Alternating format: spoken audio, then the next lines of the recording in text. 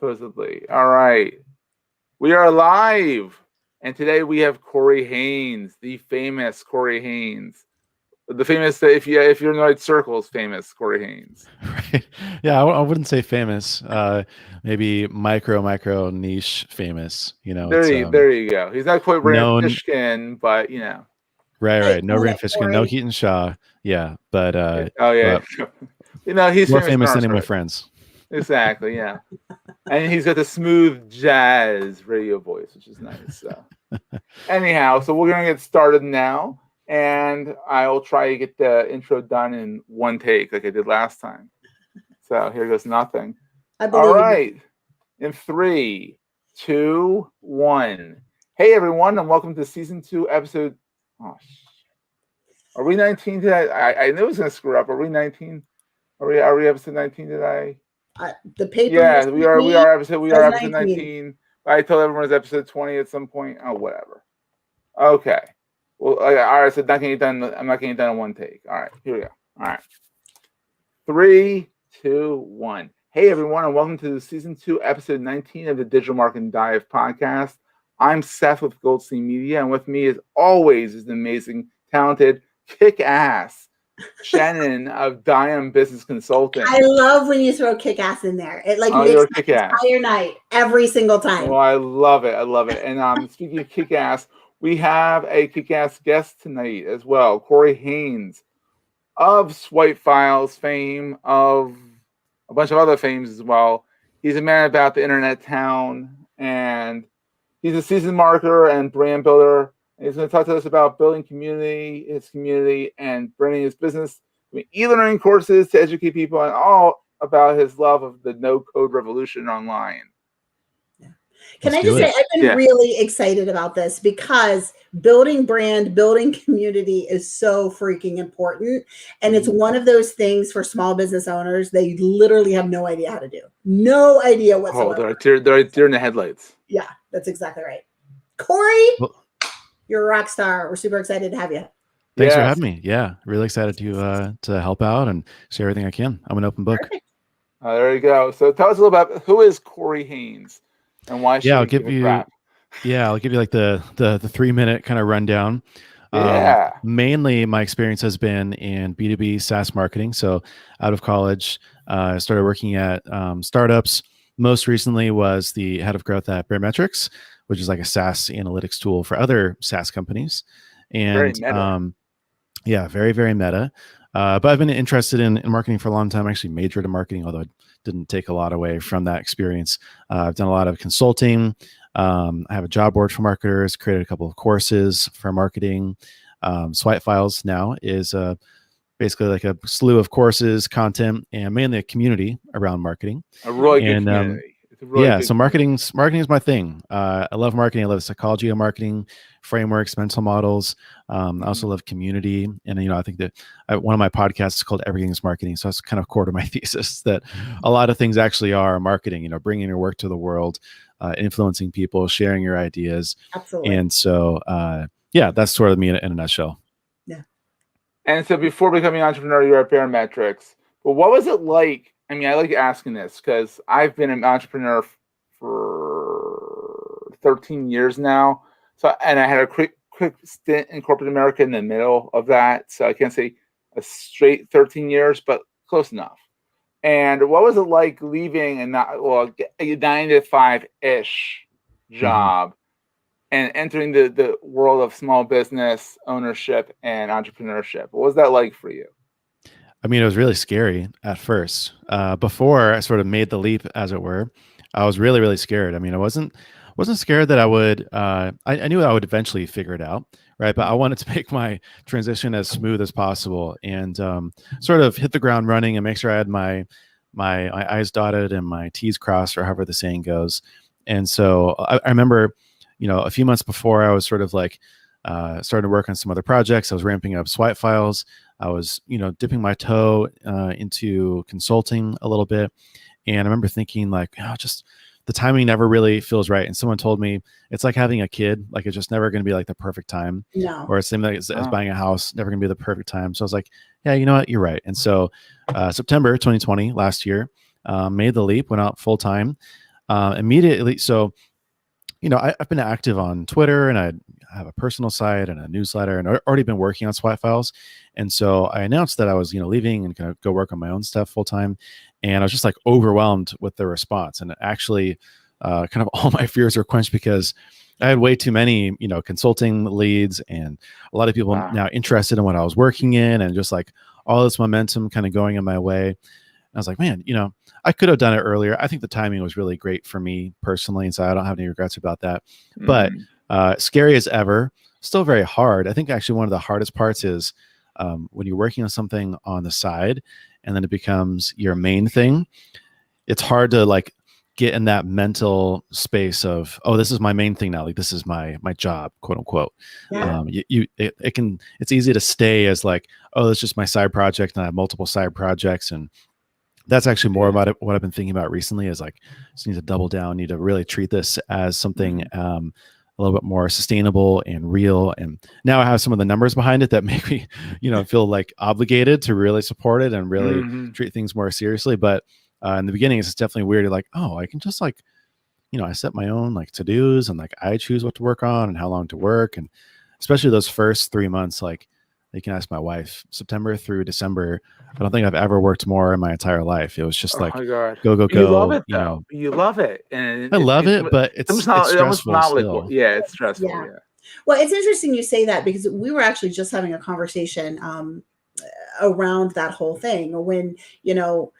When I started my company, there were very few of us, and now there's a lot more of us. And going through that process, it's all about mindset, right? And growing through that position. And as entrepreneurs, us growing, our businesses and our companies are only going to grow at the rate that we do, and change that mindset. So what do you do to work on that mindset and to really grow through that position?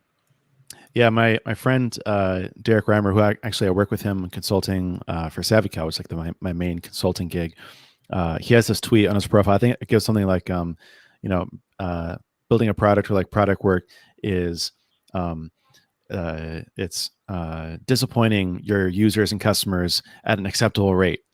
And I think I tweeted something after that. I was like, entrepreneurship is disappointing yourself at an acceptable rate. Yeah. And so it's so true. Right.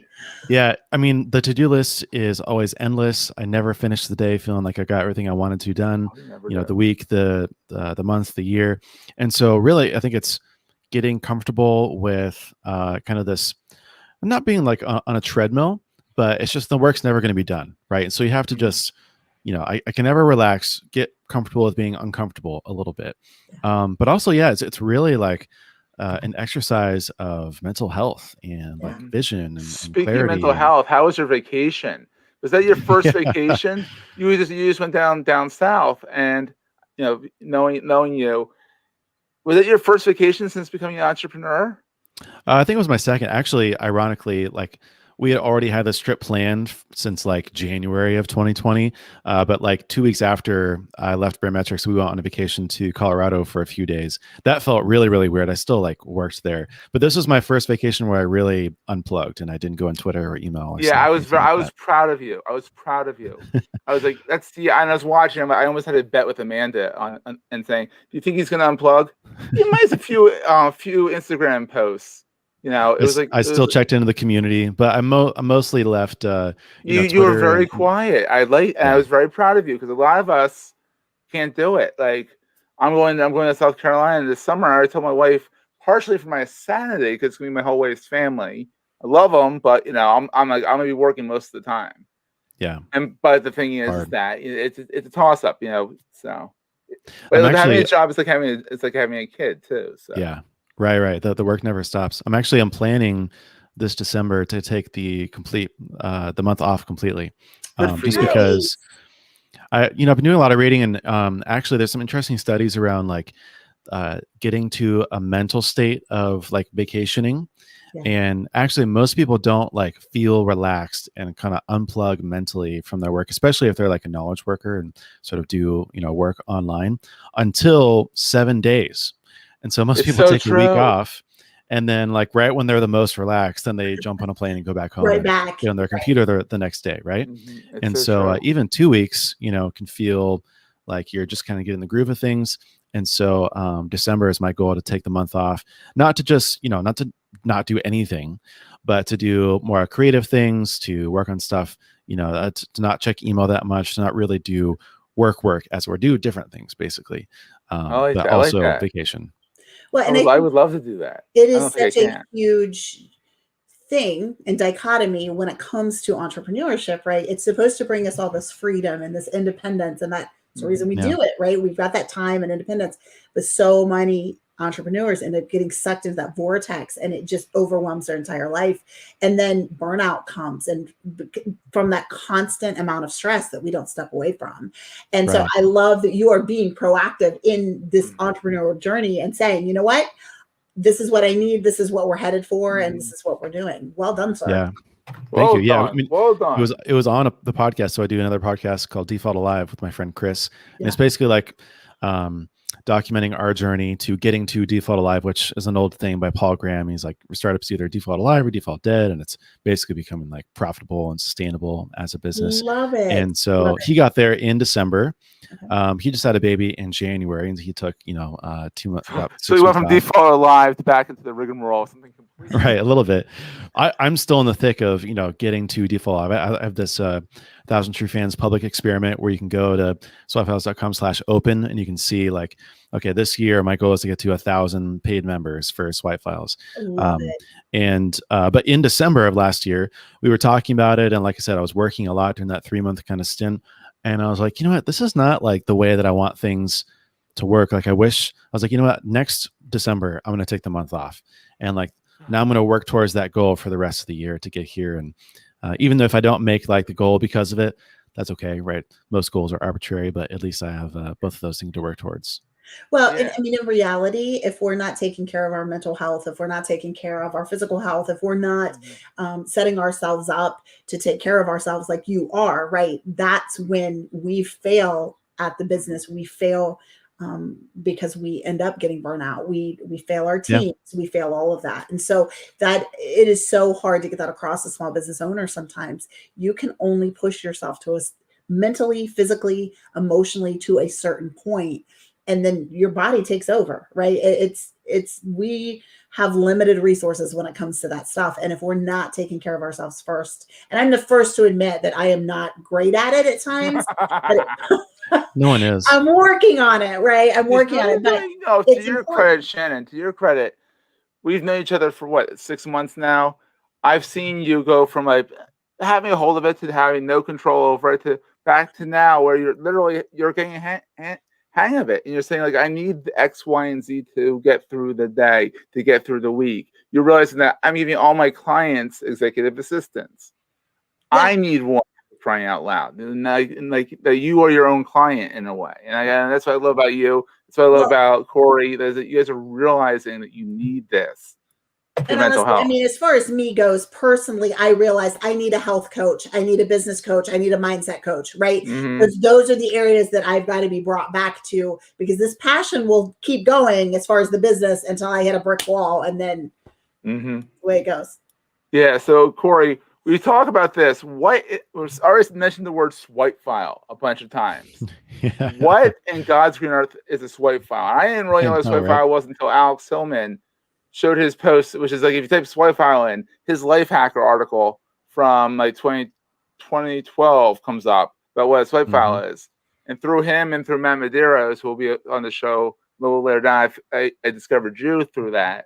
But then I was like, swipe files, and it's brilliant. So tell us a little bit about what a swipe file is and what your swipe file thing is. Exactly. Right. Yeah. So a swipe file is basically this jargony word that us marketers made up, as we do. We make up all sorts of words and terms and categories. But basically it's like, designers have mood boards. If you're into like personal knowledge management, or if you're like an author, you might have heard of something called a Zettelkasten, which is like a way to organize and collect and capture knowledge. And a swipe file is basically a marketer's way of finding things that are inspiring and then collecting them and being able to reference them in some way. So, you see a landing page or an ad or an email that you like, you want to save it for later, you swipe it into your file. That way you can reference it for later, right? And now, so basically the story goes that it was December of 2 years ago, and I was spinning up the affiliate program for Barometrics. And I was like, what the heck goes on a landing page for an affiliate program to get people to sign up as affiliate partners? Like, I don't know. I'd never done that before. Like, I don't want to just throw spaghetti at the wall and see how it sticks and just like guess, but I hate reinventing the wheel. I hate just like guessing. I hate trying to figure out things from scratch. And you don't need to with the web nowadays either. It's all been done. Exactly. So what I did was I went and looked at other affiliate programs I knew from other SaaS companies. I went to affiliate marketers and other, people who I knew were sort of in charge of affiliate programs. I said, hey, why'd you put this on your page, or why'd you structure it this way, or what have you found works or doesn't work, or how did you change it over time? And then I felt like, oh, I have a good idea of what should go on here now and how this should look. And here's like some good examples. And I think actually ConvertKit's affiliate landing page is probably the best out there personally from what I've seen and for how well it works as well. So then I wrote down this idea. I keep this log of business ideas and book ideas and content ideas. And so I just wrote, like a swipe file, curated library of marketing examples with commentary. I want to make sure, because one of the other things too is that there are sites and you can look all over the place around.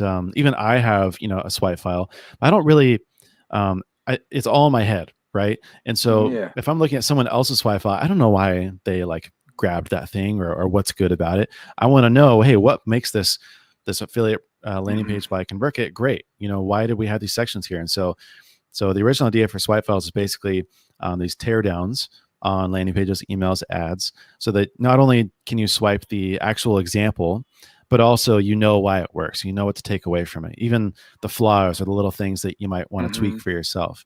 And so for about like 30 or 40 weeks straight, I wrote a teardown every week. And then when I left Barometrics, I knew I also had this idea for a community, because I always had a hard time plugging into marketing community because they were free and kind of spammy, or maybe they were like really high ticket and out of my budget. So it's like, I'm just going to make this for myself, and decided to bundle it under swipe files.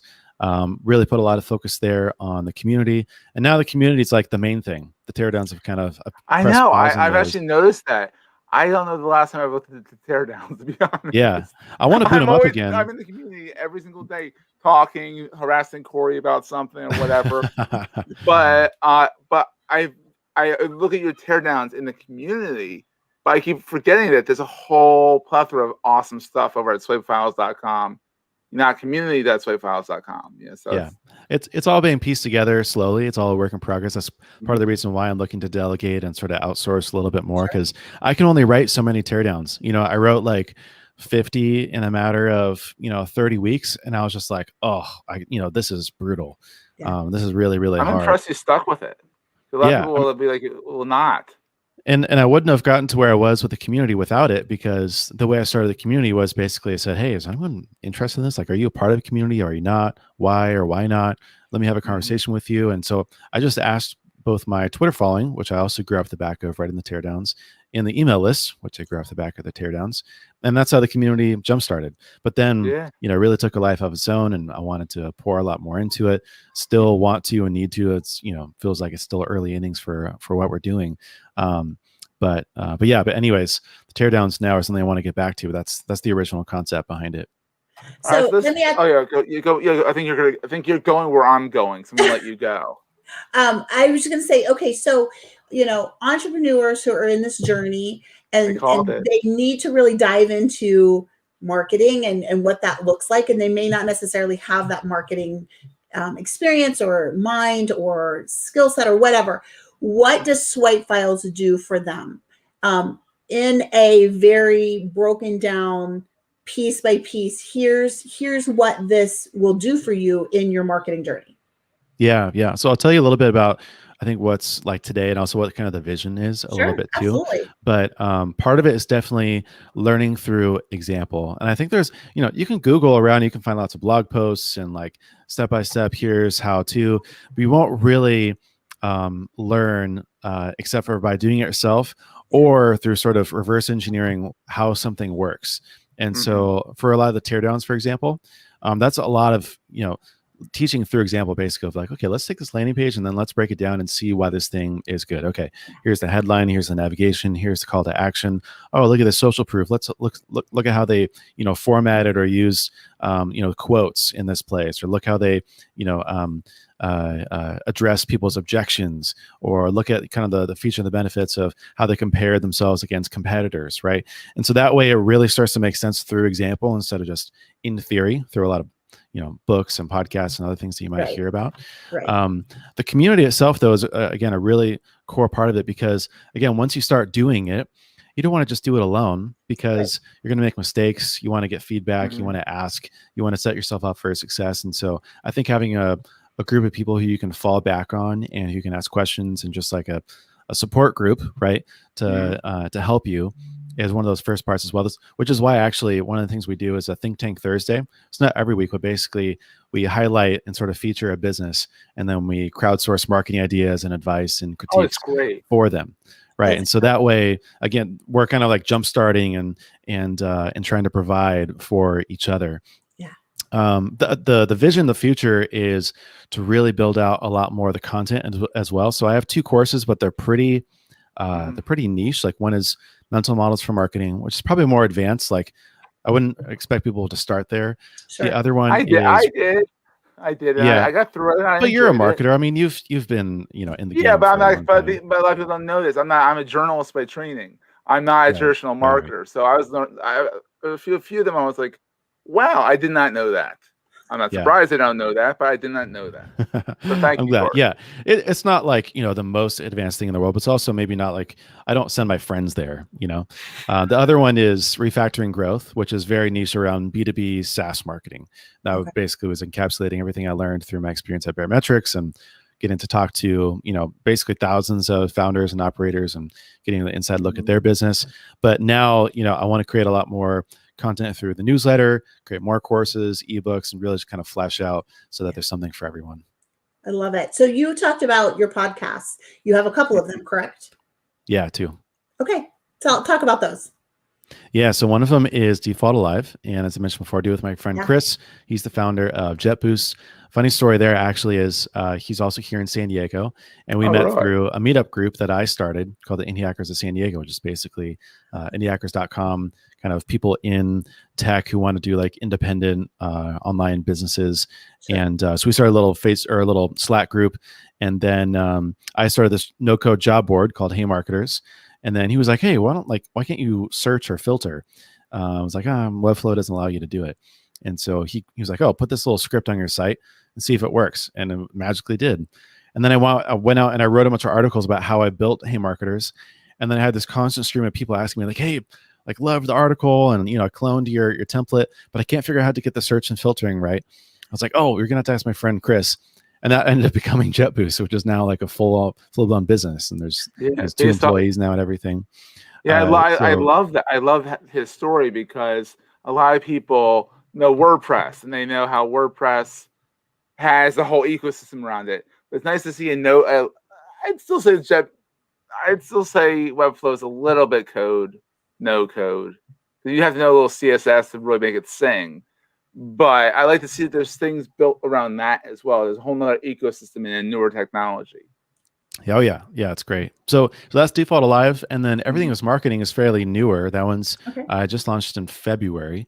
It's basically an interview-based podcast around marketing, but the core thesis. So really, I was like, I couldn't put words to it for a long time, but I really realized that like my core kind of thesis and pillar around Swipe Files is that the best inspiration comes from unexpected places, and it's really good to have like a diverse set of inspiration and industries and voices around you. And so like for the community, I want lots of different types of people, different backgrounds and skill sets, and different things that they're working on.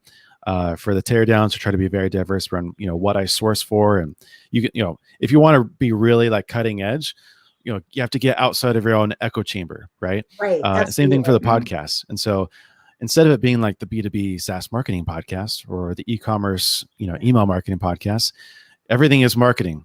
And I bring in a lot of different people from different backgrounds. That way it can sort of surface the best ideas, and it's sort of what I would want in a marketing podcast. Again, it's really good, and you get niche, this, and you get the smooth jazz voice out of course. Right. It's actually probably the most relaxing marketing podcast I listen to. It actually calms me down. It's exactly opposite of our podcast. In there also. What's that? I said I don't talk too much in there. I try to. It's very nice. It's good. It's good. Yeah. So you're also a big proponent. To kind of go back to Webflow and all the tools you have out there. Yeah. You're a big proponent of the no code movement or low code, no code movement. Number one, why that versus something that's like Drupal or Joomla? And I don't put WordPress necessarily up there with those crazy CMSs, but how can the no code movement, low code movement help the small business owner and entrepreneur? Yeah. I mean, it's pretty simple. Like, move faster, do things you couldn't do before, be more independent, and be more sort of autonomous. Like, how I got my start was, I'm an entrepreneurial guy, obviously. I've wanted to be an entrepreneur since I was 19, but I'm a terrible designer. I have no programming chops. I really have no like product design experience or expertise either. And so I'm just like stuck because like, what do I make myself? Unless I'd have to partner with someone, which is not a bad idea at all. But if I just wanted to tinker and make stuff and just get things out there, what do you do?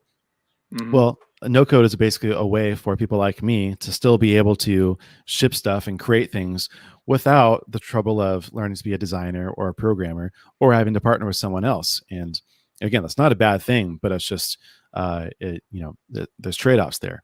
And so I really love no code because I think it democratizes access to the creator economy and to being people, starting their own online business. I think it also just makes people really quick and fast. Like, I tell all my marketing friends, you have to get on Webflow because every startup I've been on was based off of WordPress. And anytime you want to make a change, you have to ask the designer, who then goes and tells the developer what to do. And sure, there are like some, website builders, but they're not really. It's not no code.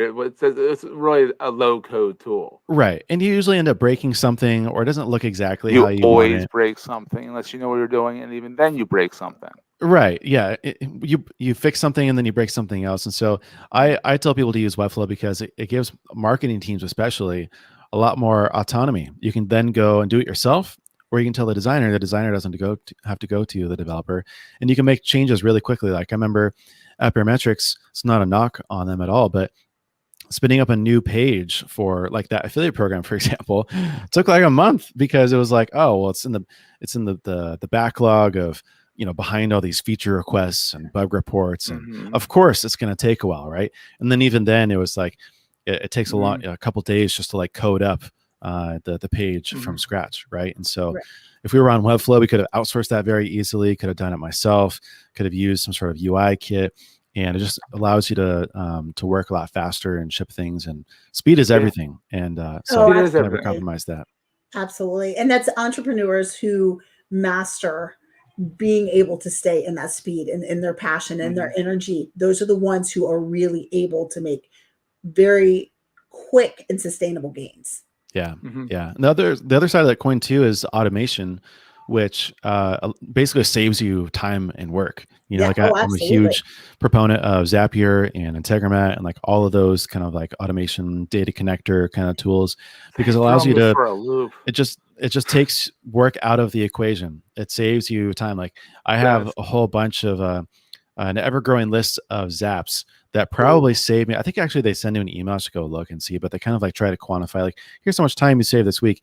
And it's in the hours, which is hours back into my day, into my week that I didn't have before. And that's huge. Absolutely. Yeah, I have to learn Zapier more. I got really into If This Then That, which is another one of them. Yeah. But Zaps seem to be that on steroids. And I pay for Zapier. Don't get me wrong. I have to sit down one day and just, it's almost too logical for my illogical brain. And believe it or not, Zapier is the simple one. Integromat and Parabola and all these other ones. Oh, I know it can get worse. Oh, I feel like it goes way like worse. If This Then That, then Zapier, and then it's to the moon with other things. What's your favorite no-code tool besides Webflow? Probably Zapier. Otherwise, I'd have to say like I have my site on MemberStack, which handles, basically is like a layer on top of Webflow that handles all the membership kind of stuff and gates content. There's also Outseta, which is great and fantastic. MemberSpace is another one. Yeah. Those are really, really core tools that allow you to, build a site like mine. Where people always comment like, "Oh, who built your site?" And I'm like, "I did." And they're like, "How does it work? And how'd you have this whole sign up flow?" I'm like, "I just dropped a piece of code on the site." Like, there's really not that much to it. It's amazing. Yeah, it's great. All right, so go, Shannon. No, I was just gonna say I love it. And this is very tangible things that our entrepreneurs and small business owners can latch hold of and do, because the marketing world and digital marketing world changes so quickly. And without having exposure to that, a lot of times, it's very overwhelming. And so I appreciate that you are giving these helpful resources for people to kind of latch hold of and research and move forward in, because there's so many resources out there and it's so overwhelming. It is. Now, here's another thing I think a lot of people are wondering. I mean, you're married and you have a kid dog. Your kid's a dog right now. And how do you make sure, as an entrepreneur myself, I always find trouble with this as well, is how do you find time for your wife, for your dog, for the vacation you just took? Like, how do you make sure you prioritize all this? And also, do you do the other love of your life, which is your job and your entrepreneurial journey? Yeah, that's a tough one. I don't know. I definitely don't have things figured out. I'll tell you what I've done from experience, because that's all I can really talk about. But I think one of the first things is that it is a juggling act, right? It's not perfect. So you kind of, again, have to disappoint yourself at a rate that's acceptable, and just know that it's never going to be, perfect. But I'll tell you about my week. So I do all my recording and podcasting stuff on Mondays and Tuesdays. And so that allows me to kind of batch and do all that kind of all in these kind of 2-day span. I do other things in between, a lot of admin stuff, community stuff, etc. But I do all that on just those 2 days. Wednesdays are like my meetings day. So I have a couple of coaching / mentoring clients, consulting gigs, workshops, just like catching up with friends online, podcast recordings usually on Wednesdays. And that allows me to just, Wednesdays like my meeting day. I'm an introvert. And so like talking to people and meetings are like an energy expender. So if I have a meeting on my day, in my day at noon, that just like throws me for a wrench for like the entire day. I can't get anything else done because we don't know what that's about it. We don't know what that's I'm thinking about it up into the meeting, or after the meeting, I'm tired and I don't want to actually do my work. So I batch them all on Wednesdays. Thursdays, I usually do most of my, and then I'm exhausted and I go and fall on the couch, and my wife knows the look. She's like, you're you're exhausted. And so Wednesdays is like a usual routine there. Thursdays, I do a lot of my consulting. And then Fridays, I just like tie up loose ends and do all the other things that I didn't get to, which is a lot of things usually. But the other side of that is that, again, I don't have kids. So my schedule is pretty flexible. Sometimes I'll wake up extra early, or I'll wait, or I'll work extra late. My wife is also entrepreneurial, and she knows what we're working towards. And so she doesn't have a problem with, Monday nights, for example, for the last like 3 years have been like my work night. Tuesday nights a lot of time as well. And just sometimes on Saturday mornings, I'll work a bit, or she's gone, I'll work. She's going to be out of town this weekend, so I plan on working a little bit extra to catch up from my vacation this weekend. So things like that, you try to get some extra hours in, but otherwise it's just being kind of as productive as you can be. I do most of my note taking and task management in Roam Research, as well as Notion a little bit. I save a lot of things through My Mind and Mailbrew to help with like kind of my information diet. I love Mailbrew. Oh my God, I love Mailbrew. Yeah, it's fantastic. And then I get to work. I crank things out and try to get to as much done as possible. But I think the other thing too is that I usually work in sprints. And so instead of being like a marathon where I'm like constantly juggling things, I'll really focus on something for a while. Like when I was getting the podcast up and running, that was like the majority of where my time was going for about 2 months. When I was first getting the community up and running, that's what I was doing for about 2 months. When I created the courses, it was those 2 months for each one was completely dedicated to the courses. when I, launched the job board, I was really focused on the job board for about 4 months. But then I kind of let the gas pedal off. I do a little more delegation, or I'll just let it sit for a while and I'll focus on something else. So that way I I'm do not the trying same to thing. juggle everything. In order to move forward in several things at once, like you said, that marathon, I don't do well with. When I am energized and passionate about something, I know I move forward, and I move forward very, very quickly on it. And it gets done, and then I move on to the next thing. So I 100% understand what you're saying. That's there. awesome. Yeah. Now, on that note, let's thank our sponsor of the once again, not a good segue. I found another way to segue in, but Totally whatever. fine. I'm fine. I'm working on the segues. But anyhow, we want to shout out Breezy Masks because we're getting through this pandemic. We're still dealing with it. We still need to wear masks.